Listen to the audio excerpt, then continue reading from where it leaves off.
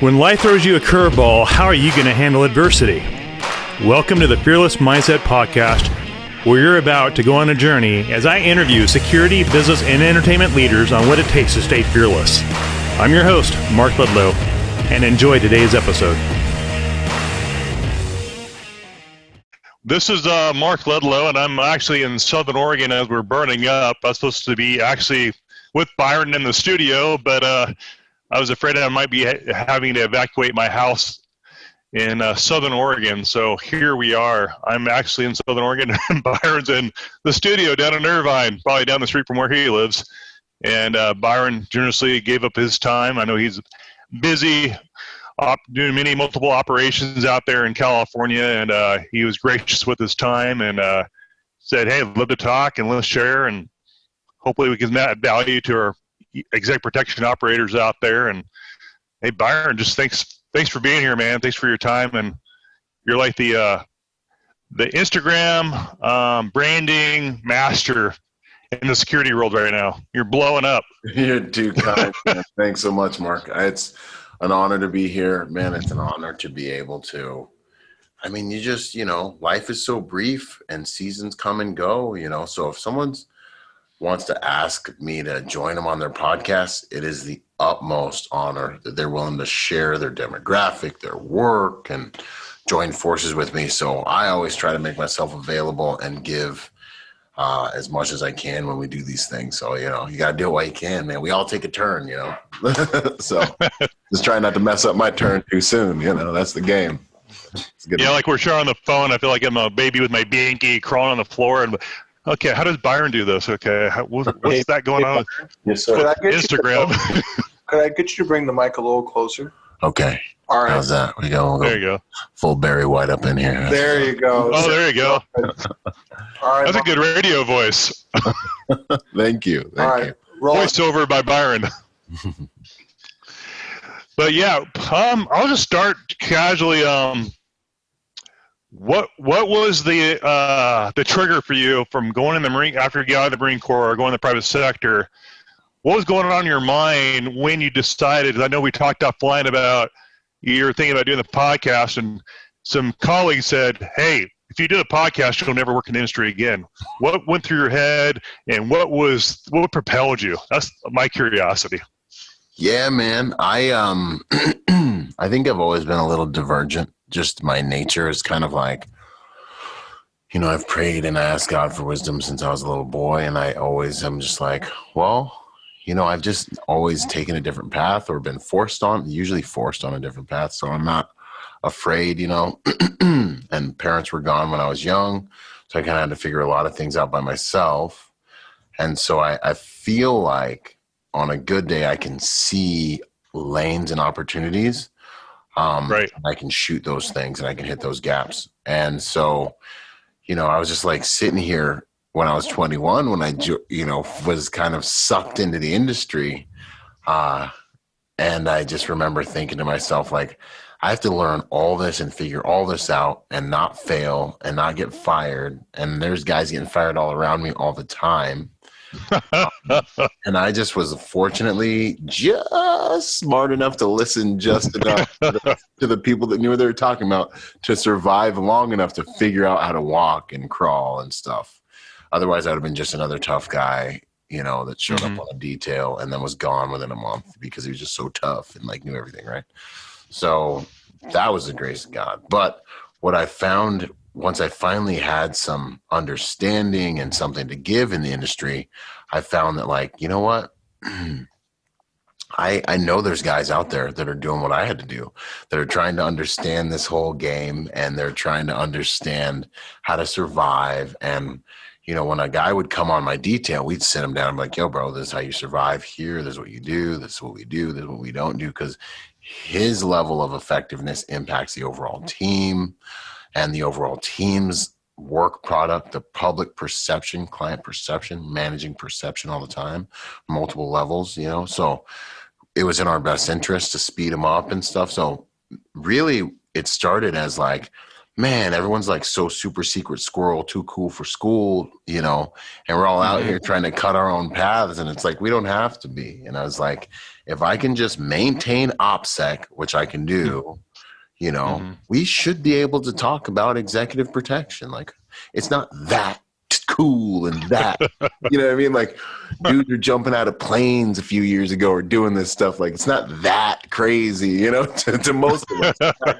Guys come in from the military or special, you know, police assignments, and they're like, they have to, the cognitive dissonance around being bored for the first couple of years is what can add inner psychic stress on so many occasions, you know? So it's like, come on, let's share and then the other really big, so the main thing was, hey, let me give something to the industry that's going to help all those people out there that are trying to survive the way I was. Because it was gut-wrenching and scary to be like, okay, cool. This could be my last day of work for like the first 5 years, right? And then the other thing was, I saw the way that private security professionals were perceived across multiple industries in Hollywood and in corporate America. And I just was kind of like, we're better than this. Like, if I could just get that guy to not stand like that, or make it not in vogue to act like that in the industry, or if I can just get this guy some basic tools, this is a good dude, man. Like, I'd go to war with this dude next to me right now, but there's just basic refinement things, or just basic understanding that I could get him to understand that would make us all look more intelligent. Because he'll present himself to the world and the industry and the clientele from a much smarter place. And then we all benefit from that. So then that's how we can make, you know, bring more honor back to what we do, which is such an honorable profession, in my opinion. So those are kind of like main drivers. Yeah. Thank you. Amen. Yeah. I was replaying in my head everything you're just talking about. Like when you're talking about people getting knocked out and disappearing by the EP ghost snatchers, and I was on a detail in San Bernardino. I'm sure you heard about it, for a quote unquote unnamed tribe. And I remember, I will never forget, the detail leader came up, and I was sitting in my car on this Indian's property and protecting the house from threats. The detail leader comes up and goes, "Hey, Mark." "Yes, sir. I am so-and-so." And I'm like, "Nice to meet you, so-and-so." And he goes, "Just want to let you know, I've fired over 100 retired cops off this detail last month." 100. I'm thinking to myself, is there hope for me? Yeah. It scared me. I was scared. I'm like, well, heck, I'm making a lot of money per week, and I don't want to lose my job. I like this money's the best money I ever made. I just recently moved down from Oregon. That was my first job in Southern California, and I was making bank. And I'm like, okay, I better not screw this up. And the first thing his words of wisdom to me were, "Mark, you keep your mouth shut. Do as you're told. You'll be in this industry as long as you want. Keep your mouth shut. Don't speak until spoken to." I'm not naturally a social guy, and so it's easy for me to start conversation with anybody, any stranger out there. And I'll never forget those words. "Keep your mouth shut. Last forever." Yeah. I'm like, okay. Yeah. And he shook me to my core, because I'm not a robot. I'm maybe a Marine, but I'm just not a robot. And so many EP agents go in robot mode. They get stiff, and the social ability is like paralyzed in their brain because they're afraid to make a mistake. And I'll never forget that. He said, "Yeah, I fired over 100 retired cops last month." And I'm like, whoa. It just became reality really quick. I'm no longer in Oregon. I'm in Southern California, where it's Shark Tank in the EP world. Where people are stabbing you to get in your car because you're working with somebody's partner, and his goal, he wants to get his buddy in your position in that seat. And that's just the dog-eat-dog world of the EP industry. And that's kind of what I went through my first year in the business. I'm like, nobody likes me here. I'm toast. Yeah. But yeah, that's bring back memories. Yeah, no, I completely understand it. And that's one of the big things that I've been trying to focus on is helping professionals understand. Because I saw the same thing when I came in, man. We had, 30, 40 guys just go through, just get washed out. Guys better than me, bigger than me, stronger than me, better backgrounds, Navy SEALs, Special Forces, private, Secret Service. And I just was like, why am I able to survive this thing? And it really came down to the grace of God and social dynamics and understanding the social dynamics. And that's why, like, I don't think of myself as an instructor or anything yet. I'm still a peer to most people in the industry. That's how I think of myself. But I just am a peer that wants to give you what I got. I'm a peer that wants to contribute. I just want to make a contribution that's worthy of the grace that's been shown to me. Because I should have messed up I have messed up a lot of these things. So that's really my goal. And the social dynamics is really where I believe I can make probably one of the largest contributions. Probably social dynamics and helping professionals brand themselves and network. Right. And so that's kind of where I focus, man. That's where I focus a lot of my content. Because that scenario where he's like, yeah, I fired 100 dudes. Good luck. Like, that's really the thing. And then getting on a detail, that's what can happen to you at any moment, and you got to do some client research. And maybe if you're in a position, maybe you can choose your clients, but you got to work to get to that position. Not everyone has that luxury, and then getting yourself in the industry into a position where you really understand and value the reality that competition is inferior to cooperation in what we do. Because there's just, like you said, so much dog eat dog, Game of Thrones going on, and it's seriously real, man. It is. I mean, it's so real. It's like mafia style takeover. Everybody in this regime's getting fired. If the details got a civil war inside of it, maybe military versus law enforcement guys. I mean, it's like, it's different gangs. There's like tribes in every detail. But what I've learned, and when I've been on the best teams and have done the best and have created the safest environment where we've been making the most money together, the quality of the work environment's been the best. Everyone's been safe, is when we've been able to create, through deliberation a lot of times, an environment of cooperation over competition, an environment where, I make a mistake, but the guy comes behind me, covers me, and is like, you know what? I know we made a mistake. Not Byron made a mistake because Byron's stupid. It's, I know yesterday we may have missed the mark for you, sir, ma'am, but today, we've fixed those deficiencies. We've retrained everyone on new protocols, and we just cover each other. When the client comes at you about an agent, you protect him, you cover him, you talk about how you guys are all working to make sure the client has a better work, ends up with a better result. And you actually protect each other, and you create an environment where everyone's safer. You all eat together longer, and that camaraderie that we've had in other work experiences can start forming. And yes, you make money longer, but the quality of your life is drastically improved.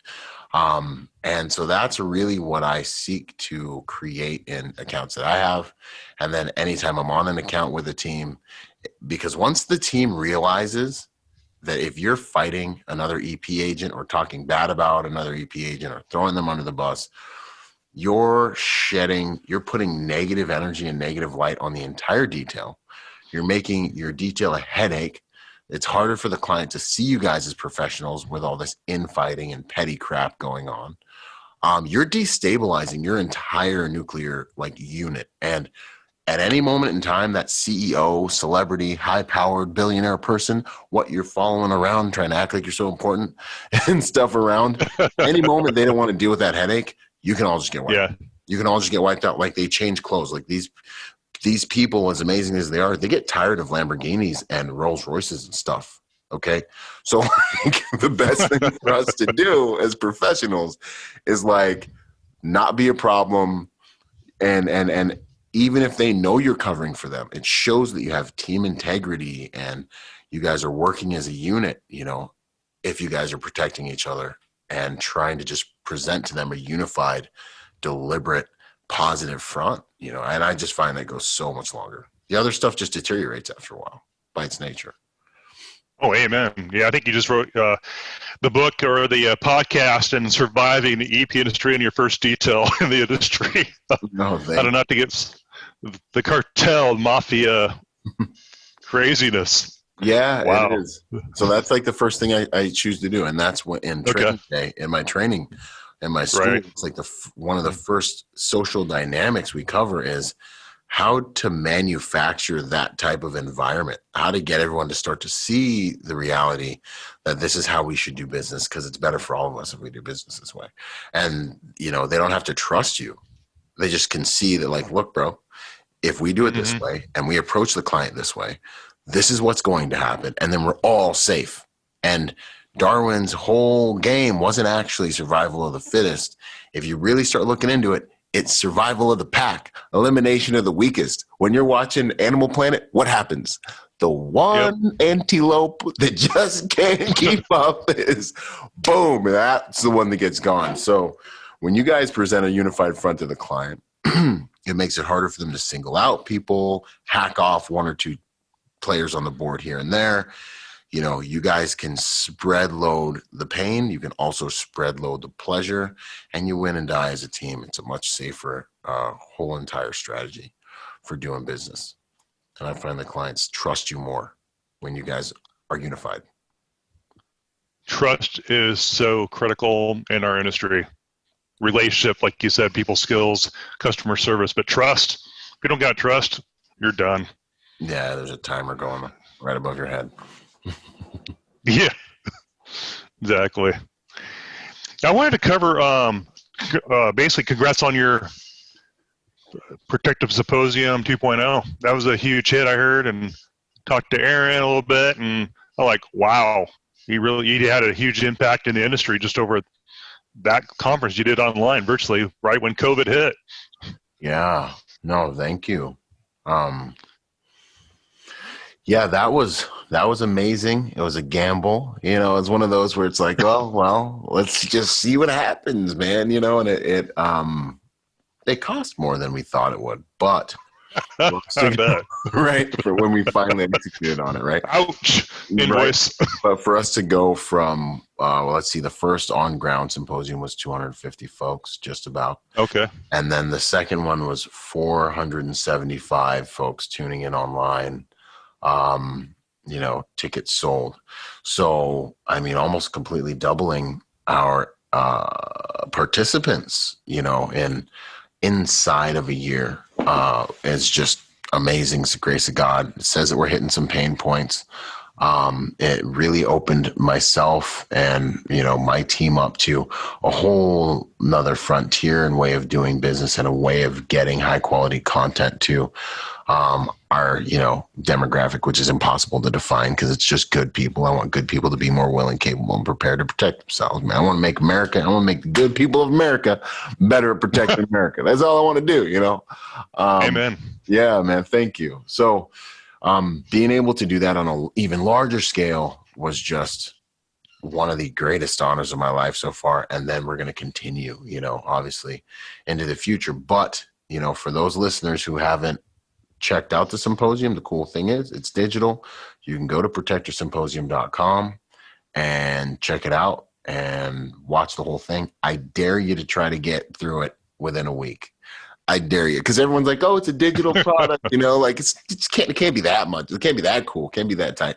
But when you think about the people we had, you know, like Mike Pannone, you know, you understand his background and, you know, where he comes from.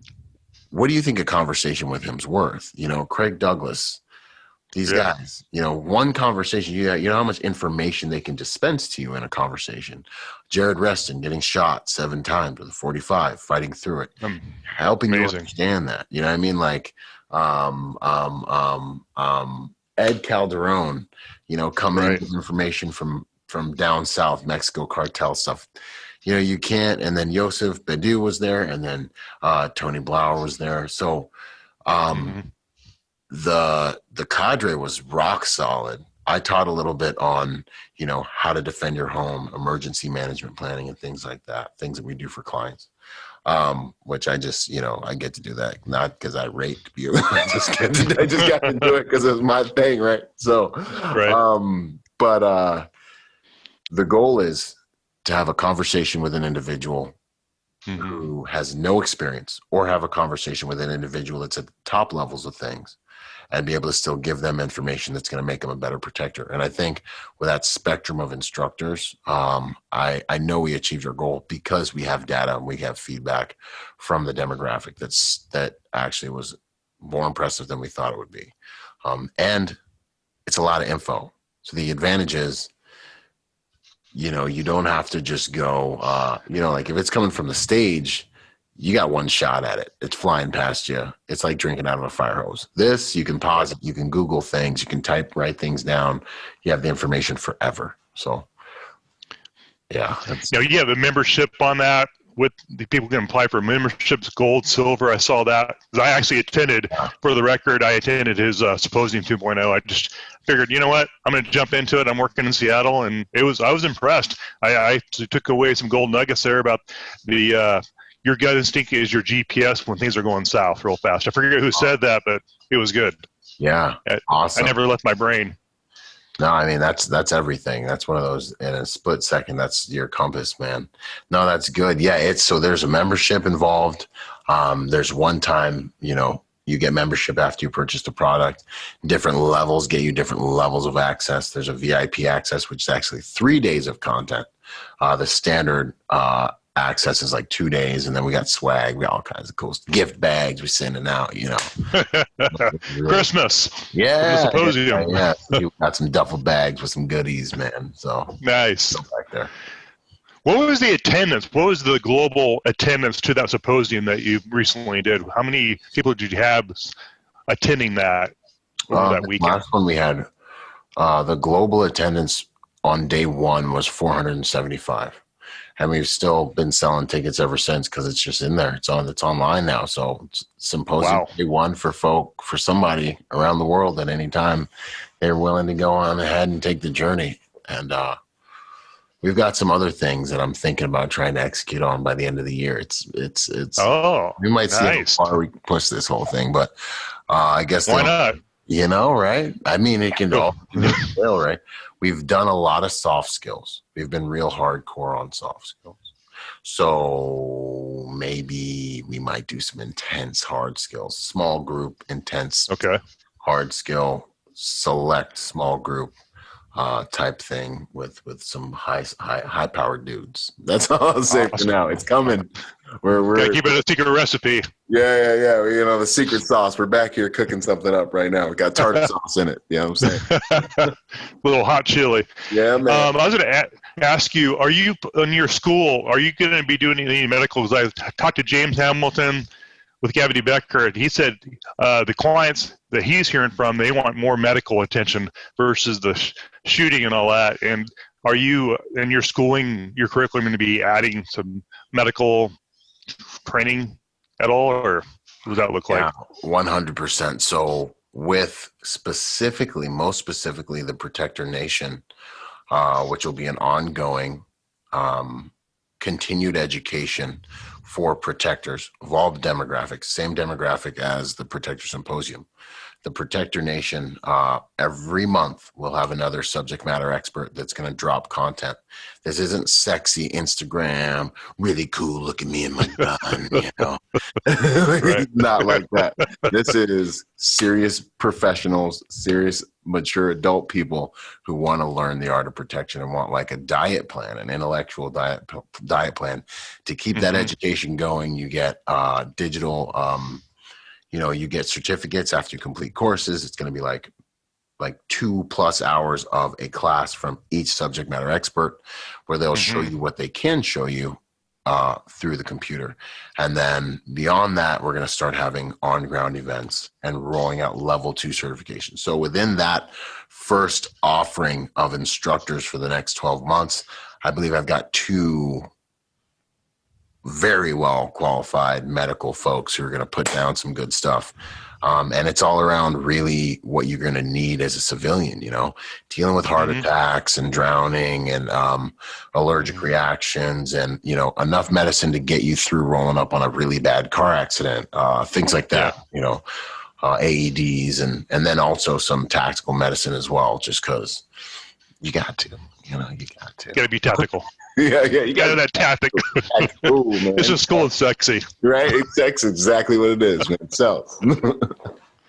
We're crazy. Oh yeah, here's a question for you. How long did it take you to plan into the Symposium 2.0? How many months was that? I mean, the organization and the planning. Well, I really have a tendency to do, like, I think these things, I knew I needed to do it. Then I procrastinated on it for a while because I'm human and stuff, believe it or not. And then You would never guess that. my human side, right? And then I was Right. like, dude, I need to do this or this is not going to happen. And then like that was probably about, it seems like I hit about this like 3-month-ish mark where I'm like, okay, I really need to do something. So I probably, but then again, we had plans for it to be an on-ground event. And then, you know, the pandemic started wreaking havoc. The 7-headed dragon chaos appeared, you know, breathing fire and brimstone. So, you know, you got to deal with that guy every couple of seasons, you know. So here comes chaos. And then I'm like, oh, hello, my old friend. And then I was just talking with my team. Fortunately, had a good group of people around me. And I was like, let's take this. And we were like, let's take this thing online, Digital Global Summit. And it worked out beautifully, especially also because there was, you know, it wasn't bloody water. You know, there wasn't much else on the battlefield to compete with. You know, so maybe that is also what helped. But I believe based on the data and the feedback we got, we really over-delivered. Like most people were like, this was way more info than I thought. This was way better than I thought it was going to be. Like all the surveys we got back were like, we had no idea what we're getting ourselves into. And most people, like I said, took them over a week to finish the content. Took me over a week to finish the content, actually. Because it was just it was chewy, man. It was so rich. I was like, I got to go take the wife. I'm going on a walk. I'll be back. You know, Saturday, I'm like, I got to finish this. And it was good, man. It was. That was hundreds and hundreds of hours of content from all your, you know, Tony, Edmund Fausto, Yusuf, and everybody else that were there. I mean, the guy got shot 7 times. I'm like, that guy's still standing. What the heck? I was at one of his courses right before that and doing a tactical group, and it was hilarious. We were in the middle of shooting, and one of the shooters was like excited about his impact, and he was like, "Yeah." And Jared Rustin looks over at him. He's like, "Yo, you got to tighten this up." He's like, "That wouldn't have killed me. This right here would not have killed me." And I was like, "That's what's up." Wow. Human body largely not as impressed by gunfire as one would think. And he's got the T-shirt, so you know when he speaks. He got the T-shirt. He's got that T-shirt 7 times. Yeah, that rattles my brain how a human being can. What's that? One of them was right in the face, man. One was lodged in his lower jaw. 45 caliber weapon. That one conversation. Wow. Yeah. For me, I hope. Literally. Okay, so this is how this whole thing went. So Jared Rustin was on my podcast, Executive Protection Lifestyle Podcast, the first season. And when I first saw Jared Rustin's testimony or story online on YouTube, I was like, literally it put something in me that was like, I need to create a platform so that he can have this conversation with people. Because it was a fusion between a seriousness that I hadn't seen since I'd been in the Marine Corps. Like everyone talks about combat and stuff like that. But there's like when I first got to my unit and I'm dealing with war veterans that survived Fallujah, there's a certain seriousness that people that have been there have that others don't have. And you don't see it, you know, unless you're dealing with someone who's been there. Right. And so I remember listening to him talk and I was like, like this is like, reminds me of where I grew up and became a man. Like this is that intensity and that seriousness here, pen drop, and then and his intensity. And I remember listening to his story, and I remember actually going through it with him and being like, I've got to create a platform for this guy to get this story out to the world and out to first responders specifically. And so, man, if there was one talk, I think all of them were amazing. The lives were amazing. Everything was amazing. But that was one talk that I was like, I hope every first responder hears this before they lace up their boots and writes that blank check before they go to work in the morning, because that's what it's for. Amen. Amen to that. And of all your guys that you had there, you had Tony, you had Ed, and Yusuf. Of all those guys, which one had the biggest impact? They all have different personalities. Yeah. They have different strengths, different weaknesses. Which one had the most? How do you say? I don't want to say one's better than the other because they all have their gifts. Mm. But which one out of all of them? What strengths did they have that you took away from? Mm. Well, so yeah, the whole game was like, yo, let's get. I don't want to say every color of the rainbow here, but like the whole game is like, let's aim in on individuals who can have a conversation with someone that can make them a better protector, so their content has to be translatable through the internet. And that was the whole entire premise. We'd done it before with Ed and Yusuf, Yusuf, and man, so Yusuf being the situational awareness, which is like the foundational skill that keeps you out of trouble. It's like it's where the whole fight begins. It's not. I mean, the fight begins in planning, but like when you're boots on the ground, if your situational awareness is, if there's one instructor I could force, my women and children in my life to go listen to, it's going to be Yusuf, because it's like, this is where you guys need to pay attention. That's how you navigate the world without being victimized. Then, you get into Tony Blauer and it's like, this is actually what's going to take place inside of your body when you get ambushed. This is how it works, why it works this way. And this is why he's like the mad scientist of, I saw that, understanding fear and ambush and biology mixed with like sociology and psychology and like layers of depth to it's obvious he's been working on this from a very scientific posture. I noticed. For like decades. Very scientific. Yeah, extremely scientific, but also he's a lifelong martial artist. He's created his own discipline, the spear discipline. So that is just like amazing, so that what he can download into your mind is just mind blowing. And then you have Craig Douglas, which his art is so largely physical, but so technical. And he's such an amazing orator with regards to his level of intelligence, the way he breaks things down, his lexicon, the way he uses words, and the way he knows his stuff so well that he can go through step by step by step by step by step. I think he was the only one that did his piece where he was like actually he was out in the field working with one of his guys, showing you the positioning, the body movements, and you could grab your wife or whoever's in the house with you and go through it step by step by step. And it was literally like taking a course from him, which I thought was it was amazing. So there was that. And in a world where, we're getting in and out of Ubers and we're in tight spaces all the time with humans. The art of fighting 5 feet and in is like the Formula One of personal protection, in my opinion.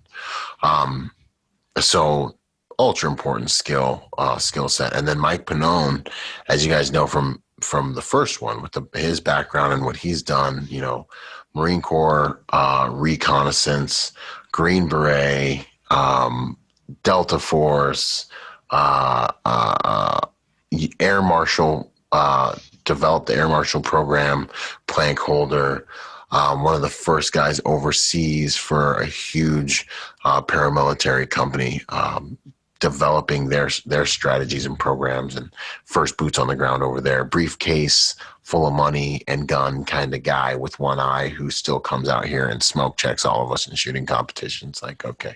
So he for him to like lay out, what you really need to be able to protect yourself and your family.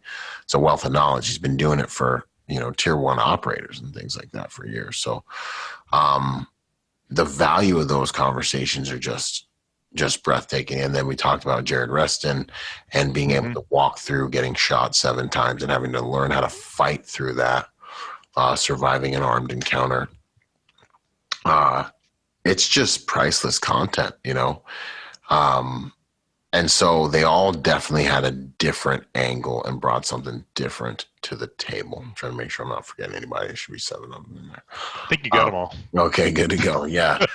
They all brought something different to the table, and then I just try to clean up with, these are the strategies for your house. This is how to protect your home. This is why we are protectors. This is how we do it. This is where you should start, and then really hopefully roll everyone into the protector nation, which is just like, we're going to go on ahead and continue learning and growing together, and it's going to be awesome. And then we're going to start training together. And that's exciting, exciting. That I'm fine with that being my life's work.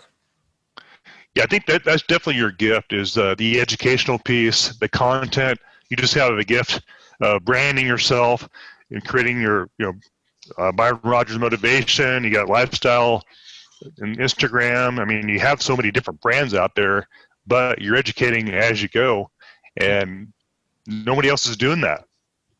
Nobody else has the bandwidth or the business mind to think about that content, think about the research, and bringing these guys in and collaborate. Because everybody, like we talked offline, everybody's territorial and nobody wants their secret sauce exposed because that might be lost of business, and everybody's competing for that morsel of a crumb in COVID-19 2020, and you're here going, see you guys, I'm going to take my jet and watch this. Oh, It's just pretty amazing to me. Just that I like marketing, and I see what people are doing in marketing and all that, and you mastered that branding really early. Wow. And I remember talking to you earlier offline about your colleagues, saying you better not do this podcast thing, you never work again in the business. And wow, look at how the Lord blesses. Yeah, really. I think on that too. The funny thing about it is, like, I just say I'm just not that cool, So like, like I've always been like, I'm like 5'10", I'm like in shape, like I was never one of the tall guys on the football team or in the platoon. Like I was just always like kind of mediocre, right? Then I get out of the Marine Corps. I was always one of the stronger guys. That was my one thing I had, like, I'll come in the middle of the pack when we do the run, but when we hump, I'll hold it down. I can carry whatever we need to carry and then some. But, so I've always been like, I've always had to work really hard to be like a B- C, B kind of guy, right? So I'm that C student, and then I get out and, I get in the industry, and I'm usually like one of the shorter dudes on the detail, like it is. I just have never gotten that, like, you're really cool, and then I try to go into the social media space, and it's like, Delta Force operator training you, Navy SEAL training you. And it's like, I'm like, well, I was just a grunt in the Marine Corps, so. Infantry, 311. Infantry, 0351. I was like, no one cares. I need to figure out, like, how am I going to make a contribution? And so for me, it's always been like, well, you're not that cool. I like it when I go in when I shoot with my guys, I'm like kind of like middle, like above middle, in the group, in the pack, right? But never like the best ever. So it's like, yo, bro, we gotta be real here. Like, you're cool and stuff, but you ain't that cool. So like, how can we still make a contribution?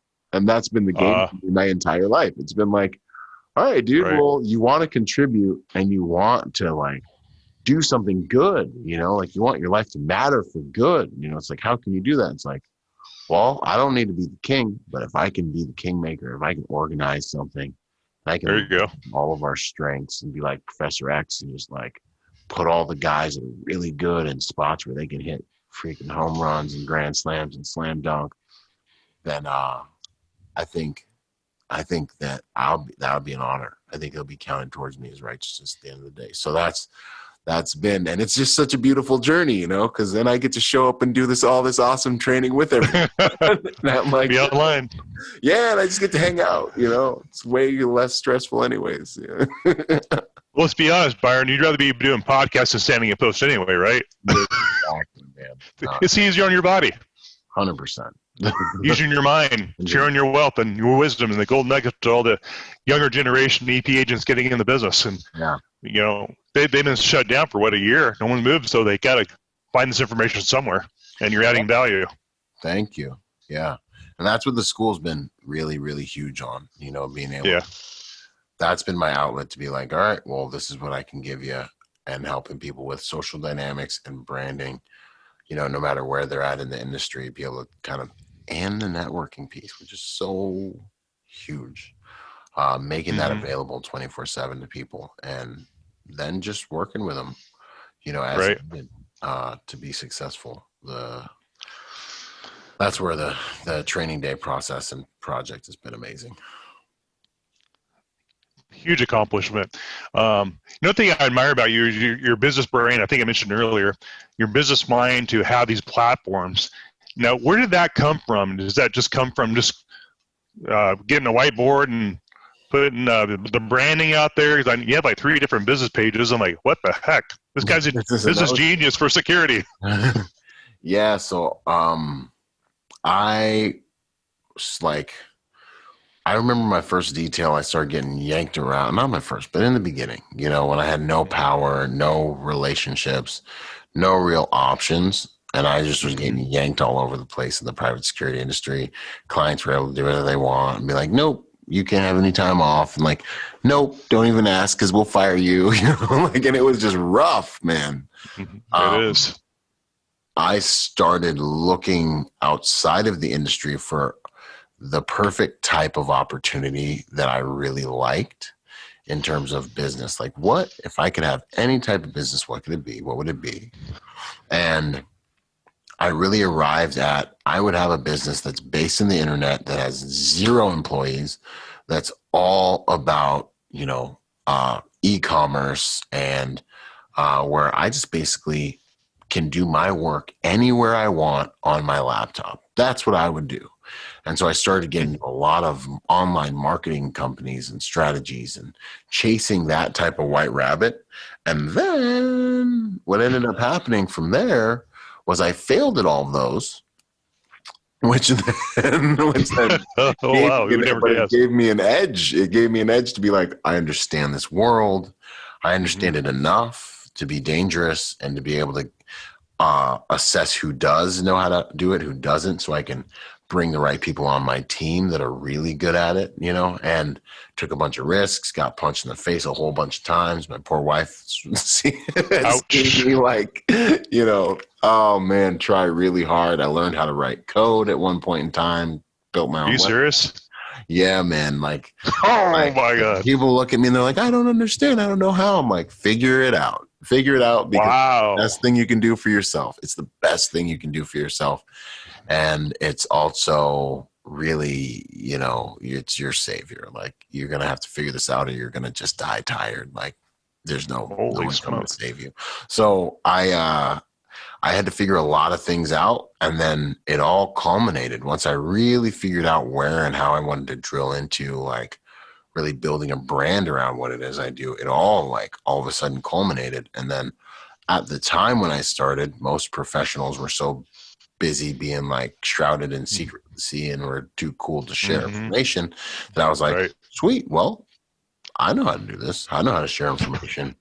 And then I was like, I think I'm just going to see what happens. And then jumped out there and started running as fast as I can. And now I'm waiting for them to catch up with me, or overtake me. Wow.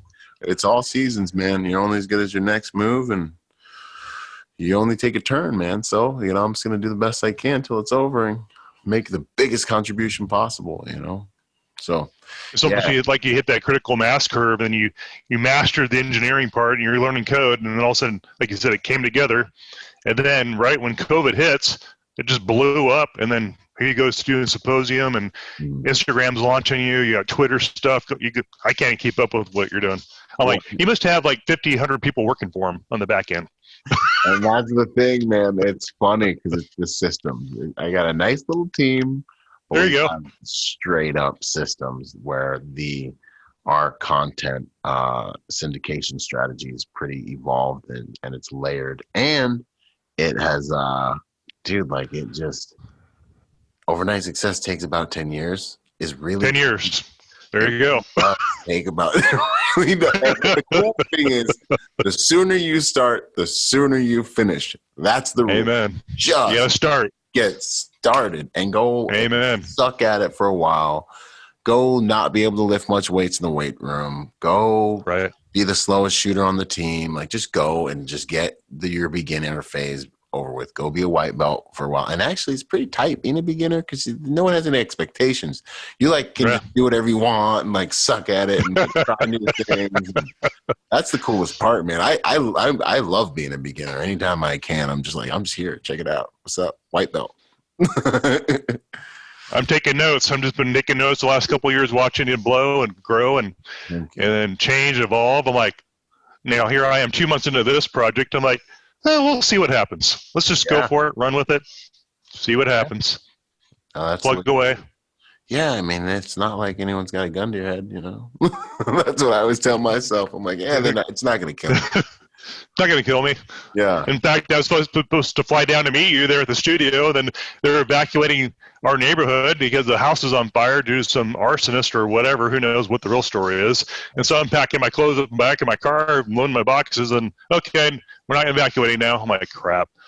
And so, like, well, I could have flown down, but I stick around and enjoying the smoke and the woods and the trees and smoke inhalation, and hopefully I don't die of a lack of oxygen up here. Yeah. But it's like you said, you got to start somewhere, and man, it's just it takes time. Yeah, it does. But the thing about that is, dude, like while you're on this journey and it's taking time, it's like amazing. Like it's like, wow, you know, I know no one cares. Like I'll never even be able to recount the amount of videos I made. And no one cares. No one still cares. You know what I'm saying? But like, I still make them. Great point. I just love it now, you know? And so I'm like, yo, like, I just need to look at myself with integrity at the end of the day and be like, I said what I feel like I need to say. Hopefully someone heard it and it helps somebody. Maybe I'll die and someone will find it on my YouTube channel. I don't know.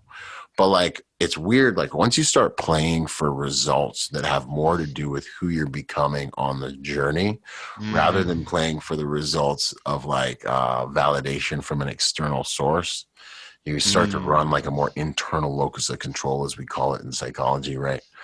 It's building your identity and it's making you become. In order to be the man, you got to be the man, and making you become a better person because you're literally evolving. Like you're like, that didn't work. This is better. I'm doing this because it's what I believe in, not because it's what I think they want me to do. Like that journey of like incremental progress is a fortress. It literally is a fortress. You will feel more fulfilled and happier when you lay your head down on your pillow, when you know you made progress towards your goal, because progress equals happiness. It just does. And it is the best medicine for depression. It's the best medicine for getting dumped, going bankrupt. Progress equals happiness. It's a fortress, man. So everyone's like, oh, 10 years. It's like, yeah, it sounds like a long time. But like after like a week or two, you like found a new love, you know, like man, that was a rush. Like that was pretty cool. I just did something new, and it took balls to do it. And I did it, you know, it's like, absolutely. You start to feel you gain power. And the next thing you know, it takes a life of its own on. And you're like, no, I need to do some progressive stuff today. You know, and everyone's like, oh, you're weird. And you're like, no, I'm like living, and you're hiding in some nachos, watching TV. Nachos and hiding in TV. It sounds kind good. of cool, yeah, I like that. There's time. There's a time for everything. Absolutely. I know we've been trying to staff some jobs in California with some friends of mine down in California, and they've been calling these guys their guards, and everybody they'd rather collect unemployment than go work. Yeah. And that's kind of the day and age we're living in right now. It's hard to staff. It just people aren't hungry like they used to be. But it's part of the season we're in. Mm-hmm. But what do you see yourself now going in the next 5 years in your career and your business? You got multiple things going on. What makes Byron happy and your family happy, your wife happy? Where's that happiness in 5 years from now? What does that look like? Targets 5 years out. I would love to be. I've done this before, and they've happened before. Which I believe it. So awesome.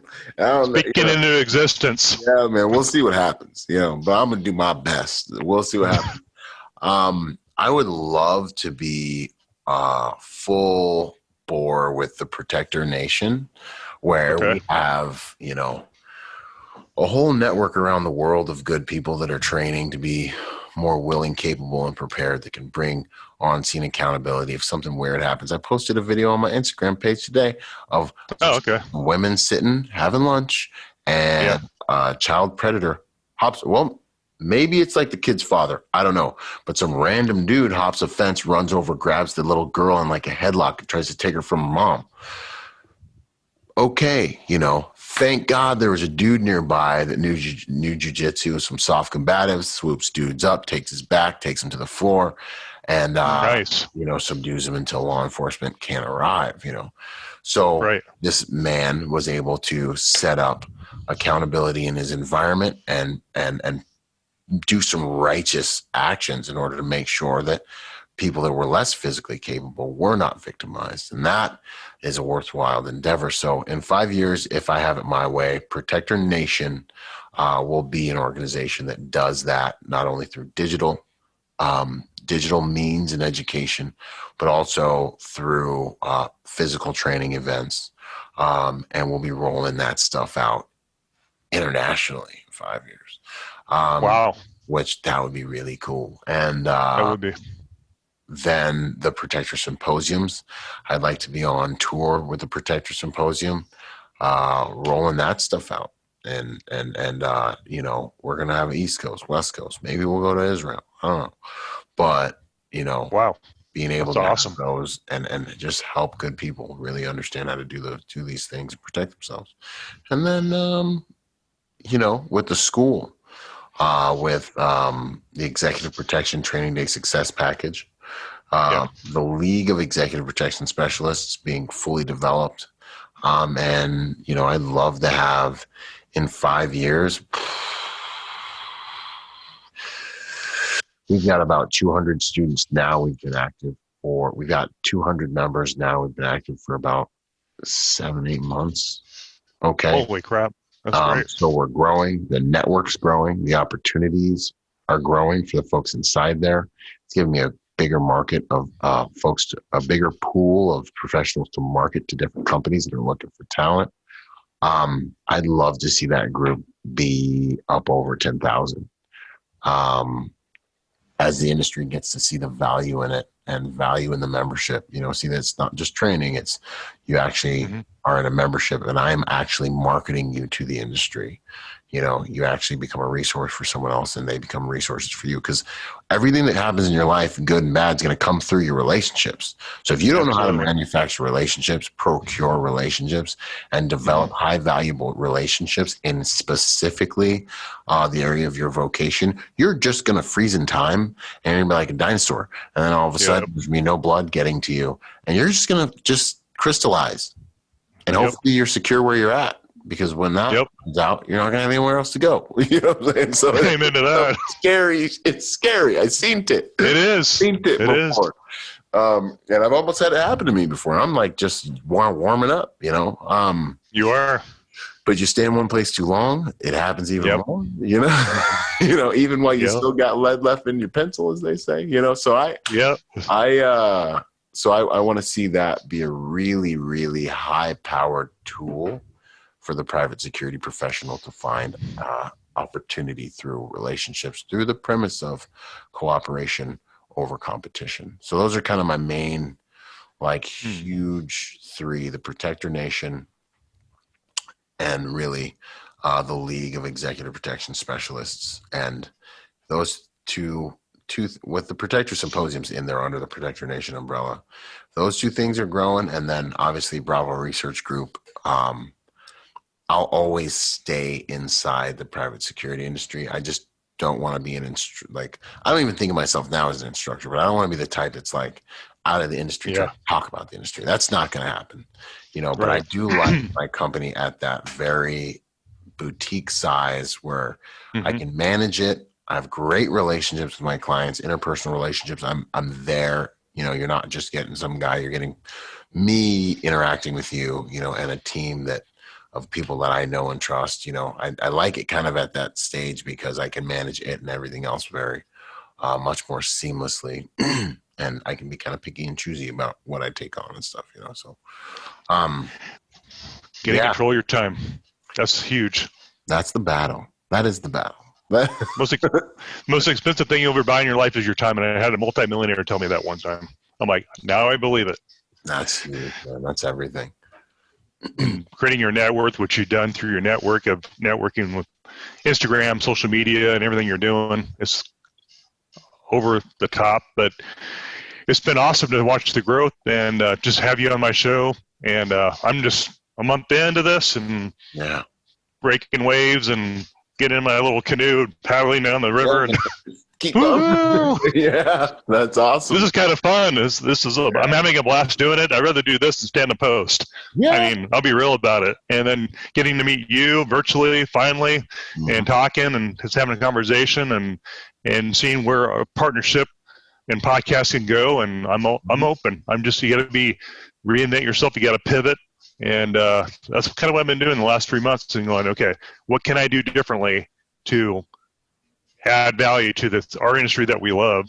And I don't plan on leaving the EP industry. I just like it. I love it. And got a psychology background like yourself. And I'm like, you just got to help each other out, partners in arms. 100%, man. That's awesome. That's awesome. Man. But yeah. A lot of people don't have enough faith to step out. That's like where they die. Like, no, man. Absolutely. I commend you, bro. I commend you for stepping out and getting after it, man. This is where the stuff happens. This is where the magic happens, This is where we find out how we can get better and everything else. So I commend you, man. It's scary. It's like jumping off the cliff with my wings and fly, eagle, fly. Yeah, man. And you're gonna hit the cliff a couple times. Ouch. That's how you learn. Man. That's the only way to learn. Everyone's scared. And then, and after a couple of years, you're going to be chilling here, just tearing it up, like totally relaxed. Like, yeah, man, we'll just do it from the hip, whatever, take it from the top. Everyone's going to be like looking at you like, oh, no. And you're just going to be like, fine. You're going to be totally cool. That's right. How this thing works, man. I love it. Well, thanks for being an inspiration to me. And just thanks for raising the standard in the business and doing what you're doing with your organizations and just being you. Thanks. And my phone's about ready to die. I think I got 2% left, and getting close. Christopher said, "Hey, watch your battery. You might die in the middle of the podcast." I'm like, "Well, if it dies, it dies. We're gonna have a blast doing it and wing it. Shoot from the hip is what we do." And much respect for what you did, and congratulations on. I think you beat Aaron in the racetrack. No, he beat me, man. He beat me. Oh, did he? Now he had done it a few times already, so he's out right now doing it again. I'm like, he had to practice. But no, excuse, but no excuse, I was like, cool, man. Good on you. Got me this time. There will be another time. Funny. Get after it, man. I love being a student, so it's good. Yeah, I think I want to get back down there. I would like to get all three of us together and do a podcast and just talk about stories and joke around and just make it lighthearted podcast and just security centric and to pick each other's brains on what's going on out there. I mean, that could, like you said, there could be many podcasts and different contents and subject matter out there. Exactly. And I'm just learning from the master right here. Thank you. I appreciate you, man. It's humbling. It's very humbling. I'm gonna do my best while I can. That's the game. All right. If I need help, I'll call you for counseling. Yeah. Yes, sir. 100%. If I get fired from another detail from a royal family or something like that, I'll say, "What do I do?" I'll apply ice. Yeah. No worries, man. Sounds good. All right. Thanks for your time, Byron, and Semper Fi to you. And thanks for keeping this real and being humble. Thank you. It's an honor, Mark. Like I said at the beginning of the podcast. God bless and Semper Fi, brother.